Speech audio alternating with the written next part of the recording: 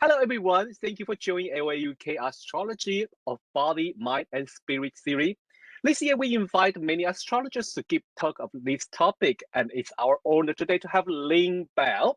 Lynn is a Paris-based consulting astrologer, author, and teacher with psychological and archetypal approach to astrology. A longtime tutor for Center for Psychological Astrology with a keen interest in both collective and individual.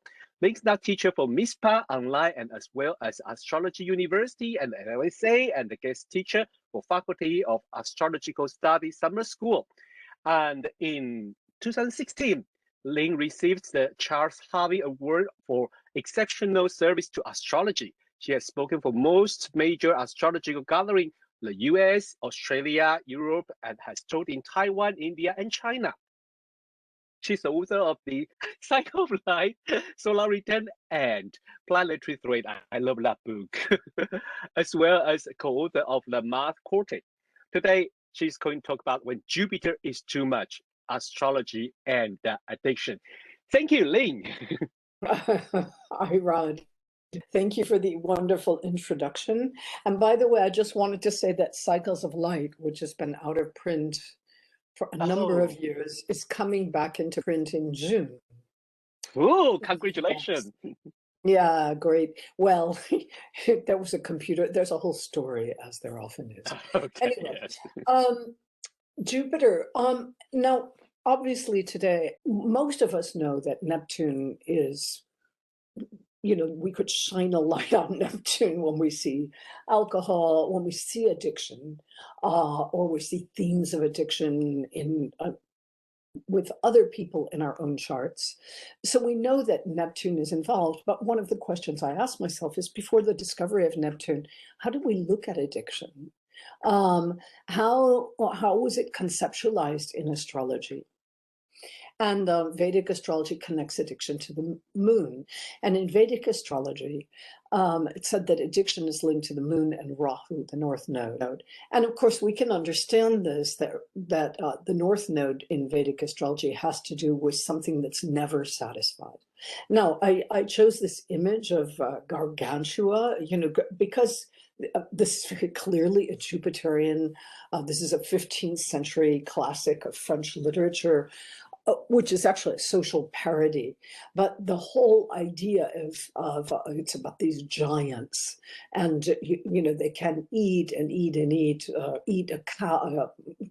Gargantua's son Rabelais once swallowed the cow that was supposed to provide milk for him. So it's this idea of in what is there no limit? And I think we can agree that this is a Jupiterian image in every way. How do you, and all of us, I think, have a part which is Jupiterian.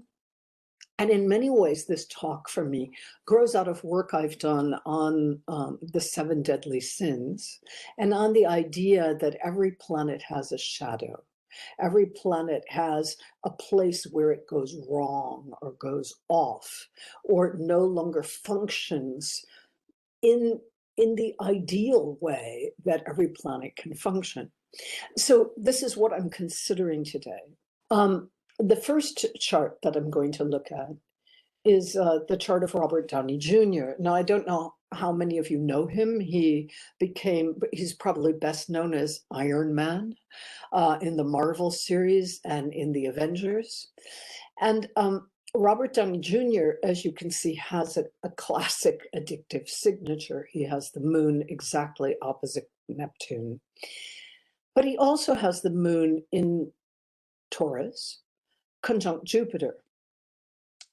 And we could add, so Downey's story is kind of fascinating if you look at Jupiter, because he first smoked marijuana at the age of 6 with his father, who was a film producer and a drug addict.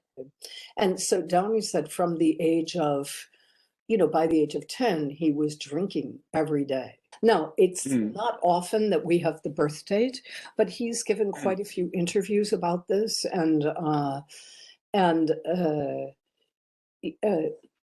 this whole very public, and we've seen other public figures who go through this, and it is interesting to think about fame and addiction, right?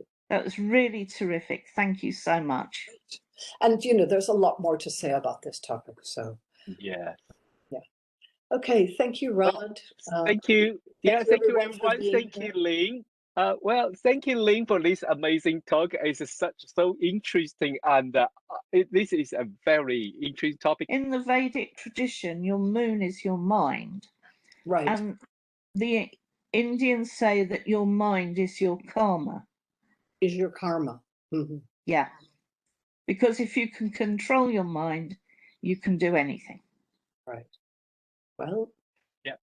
Thank you, Julia. Also, I think it's about the time we have to end this webinar. Okay. Well, thanks everyone, and have a nice weekend. Thank you, Lynn. Thank you so much. Okay, thank you. Goodbye. Enjoy your weekend. Bye. Bye.